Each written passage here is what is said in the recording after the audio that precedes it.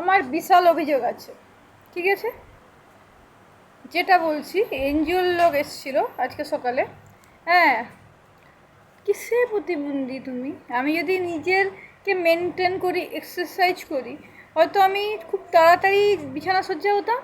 Steroid নিতে হতো, তো আমি একদিন পরে অসুস্থ হবো, স্টেরয়েড নিতে হবে। ঠিক আছে, পার্থক্য তো শুধু এইটাই, আর তো কিছু নয়। ঠিক আছে, অসুস্থ তো আমি হবো, এটা নিশ্চিত, যার জন্য ওই পার্মানেন্ট হ্যান্ডিক্যাপ। তো এইটুকু কাউকে বোঝানো যায় না। তো আমার জন্য কাজ নেই কেন? আমি হ্যান্ডিক্যাপ নয়, তাহলে আমি নর্মাল কোম্পানিতে কাজ করতে পারো।